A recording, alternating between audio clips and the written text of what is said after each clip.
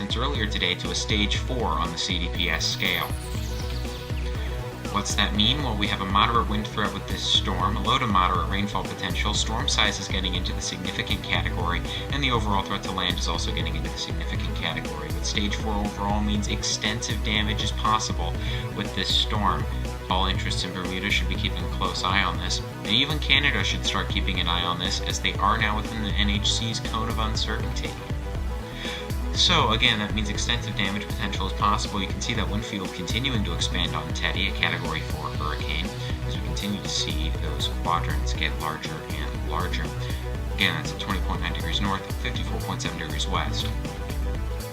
So how far away is it from land? Well, from St. John's, it's about 539 miles away, about 579 from Roseu, about 587 from Marigot, from Bermuda, about 1,023, and from Sydney, about 1,800 miles away.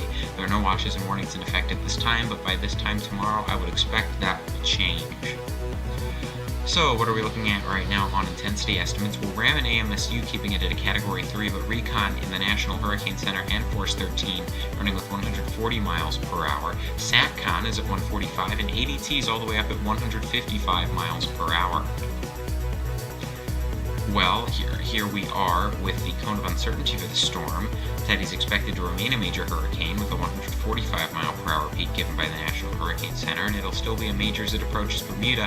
And as you can see, a hurricane landfall is possible in Canada in 5 days' time. The National Hurricane Center has noted in their discussion, though, that there is a possibility this is a post-tropical cyclone by that time.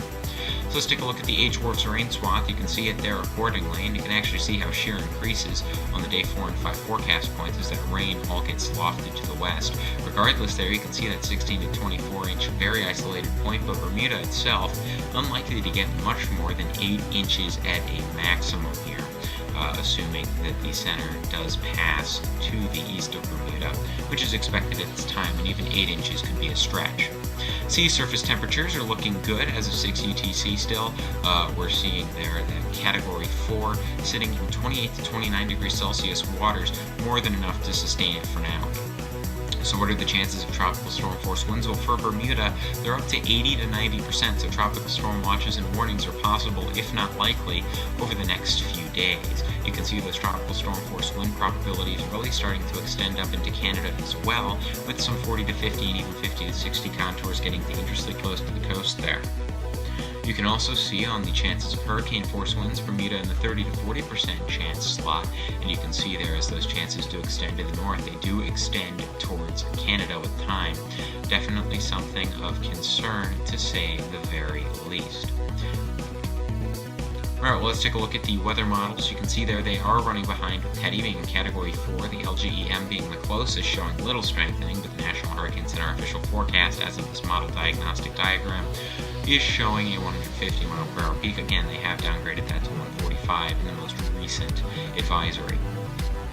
Why is that? Well, first of all, shear is expected to go up a little bit over the next day or so before it does become minimal on the 20th and 21st. That's going to be bad news when it comes to the possibility of strengthening. You'll see relative humidity is fine, and you can also see those sea surface temperatures are going to be just fine for strengthening as well, but overall conditions do remain favorable for strengthening over the next couple of days. This isn't good news for Bermuda nor Canada. Well, let's take a deeper dive at that satellite imagery. You can see it there, that eye really starting to clear out. It's quite ragged at this time, but we could see significant structural organization continue to occur. More recon flights will occur overnight tonight to assess intensity. We'll be seeing what we wake up to tomorrow morning. Force 13 will have an update for you at some point tomorrow regarding Teddy and its impacts to Bermuda and Canada, as we do get more certainty on just what those impacts will be. Alright, well, thank you so much for watching. Here are your outlets.